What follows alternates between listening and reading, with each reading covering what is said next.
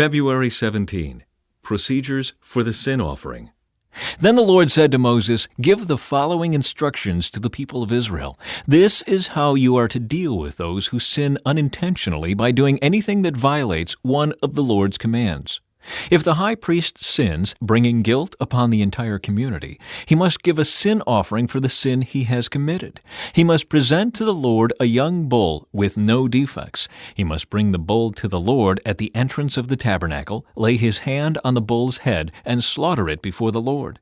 The high priest will then take some of the bull's blood into the tabernacle, dip his finger in the blood, and sprinkle it 7 times before the Lord in front of the inner curtain of the sanctuary. The priest will then put some of the blood on the horns of the altar for fragrant incense that stands in the Lord's presence inside the tabernacle. He will pour out the rest of the bull's blood at the base of the altar for burnt offerings at the entrance of the tabernacle. Then the priest must remove all the fat of the bull to be offered as a sin offering. This includes all the fat around the internal organs, the 2 kidneys and the fat around them near the loins, and the long lobe of the liver. He must remove these along with the kidneys, just as he does with cattle offered as a peace offering, and burn them on the altar of burnt offerings. But he must take whatever is left of the bull, its hide, meat, head, legs, internal organs, and dung, and carry it away to a place outside the camp that is ceremonially clean, the place where the ashes are dumped. There, on the ash heap, he will burn it on a wood fire.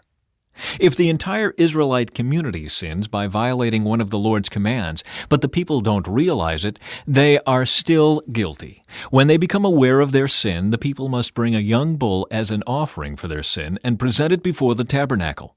The elders of the community must then lay their hands on the bull's head and slaughter it before the Lord. The high priest will then take some of the bull's blood into the tabernacle, dip his finger in the blood, and sprinkle it 7 times before the Lord in front of the inner curtain. He will then put some of the blood on the horns of the altar for fragrant incense that stands in the Lord's presence inside the tabernacle. He will pour out the rest of the blood at the base of the altar for burnt offerings at the entrance of the tabernacle. Then the priest must remove all the animal's fat and burn it on the altar, just as he does with the bull offered as a sin offering for the high priest. Through this process, the priest will purify the people, making them right with the Lord, and they will be forgiven.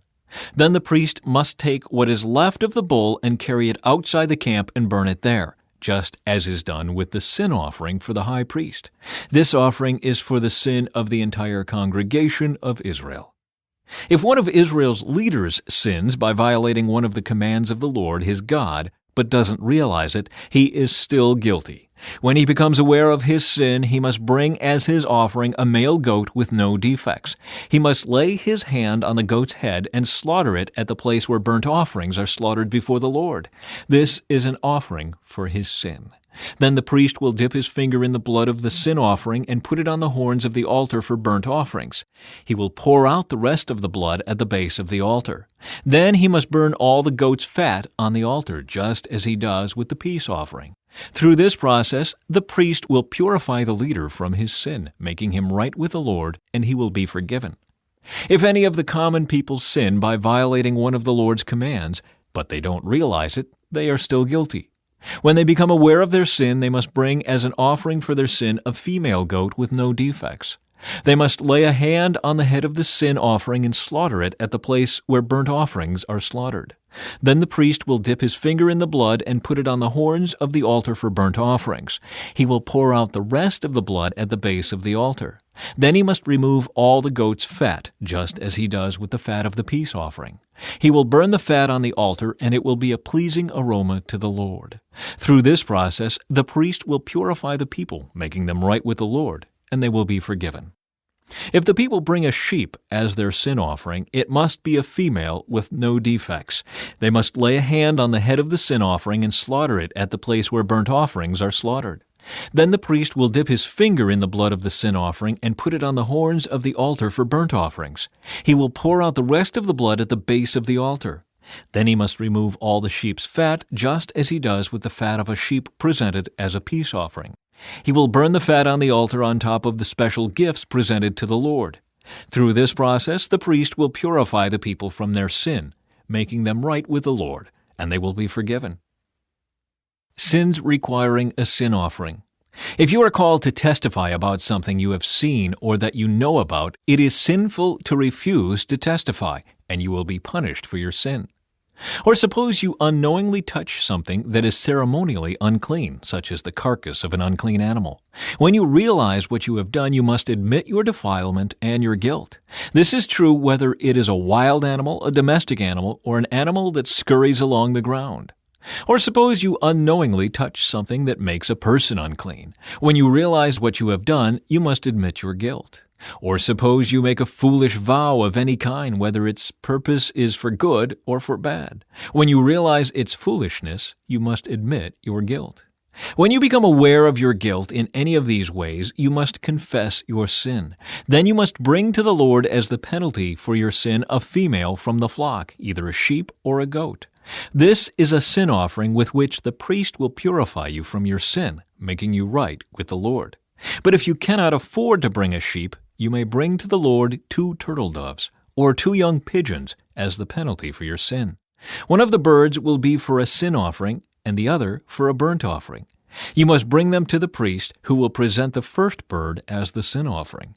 He will wring its neck, but without severing its head from the body. Then he will sprinkle some of the blood of the sin offering against the sides of the altar, and the rest of the blood will be drained out at the base of the altar. This is an offering for sin. The priest will then prepare the second bird as a burnt offering, following all the procedures that have been prescribed. Through this process, the priest will purify you from your sin, making you right with the Lord, and you will be forgiven. If you cannot afford to bring 2 turtle doves or 2 young pigeons, you may bring 2 quarts of choice flour for your sin offering. Since it is an offering for sin, you must not moisten it with olive oil or put any frankincense on it. Take the flour to the priest, who will scoop out a handful as a representative portion. He will burn it on the altar on top of the special gifts presented to the Lord. It is an offering for sin.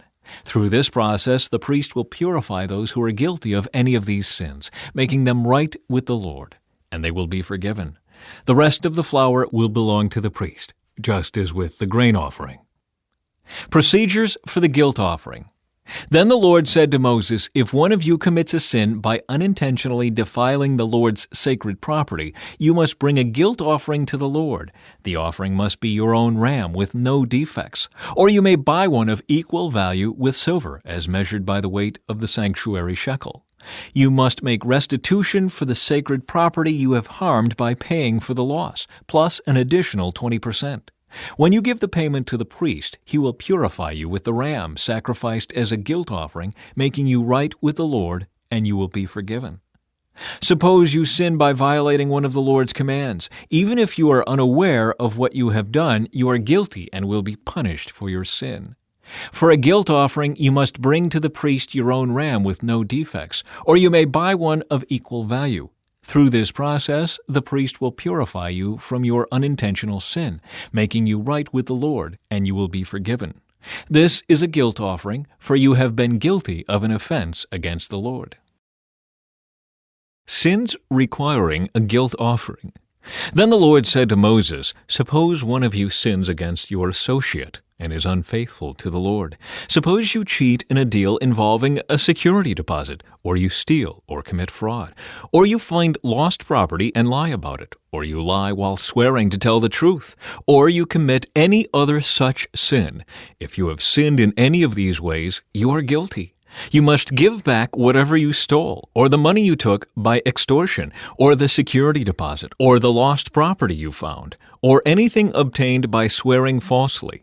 You must make restitution by paying the full price plus an additional 20% to the person you have harmed. On the same day, you must present a guilt offering. As a guilt offering to the Lord, you must bring to the priest your own ram with no defects, or you may buy one of equal value.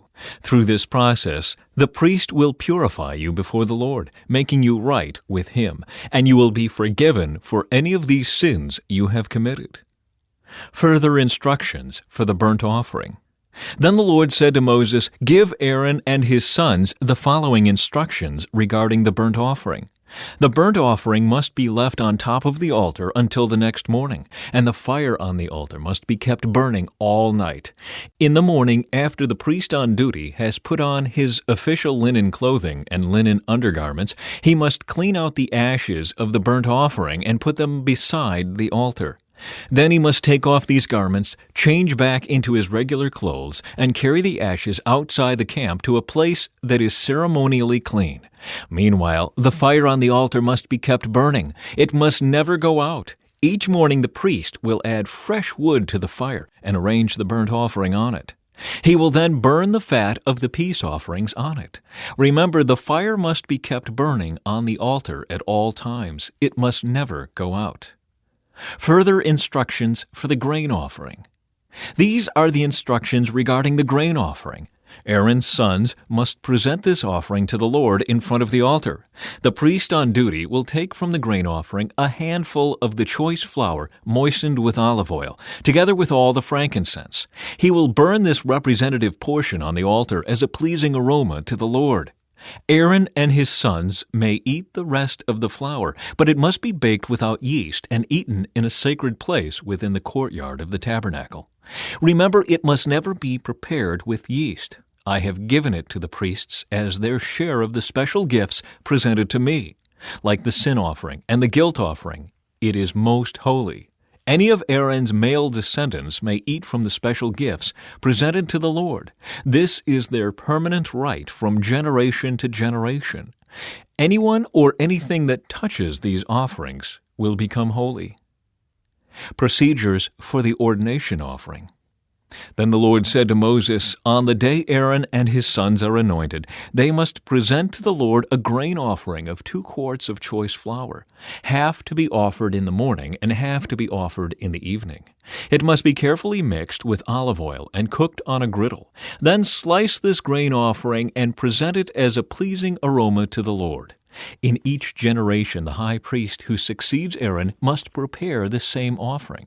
It belongs to the Lord and must be burned up completely. This is a permanent law. All such grain offerings of a priest must be burned up entirely. None of it may be eaten." Further instructions for the sin offering. Then the Lord said to Moses, "Give Aaron and his sons the following instructions regarding the sin offering. The animal given as an offering for sin is a most holy offering, and it must be slaughtered in the Lord's presence at the place where the burnt offerings are slaughtered. The priest who offers the sacrifice as a sin offering must eat his portion in a sacred place within the courtyard of the tabernacle. Anyone or anything that touches the sacrificial meat will become holy. If any of the sacrificial blood spatters on a person's clothing, the soiled garment must be washed in a sacred place. If a clay pot is used to boil the sacrificial meat, it must then be broken. If a bronze pot is used, it must be scoured and thoroughly rinsed with water. Any male from a priest's family may eat from this offering. It is most holy. But the offering for sin may not be eaten if its blood was brought into the tabernacle as an offering for purification in the holy place. It must be completely burned with fire.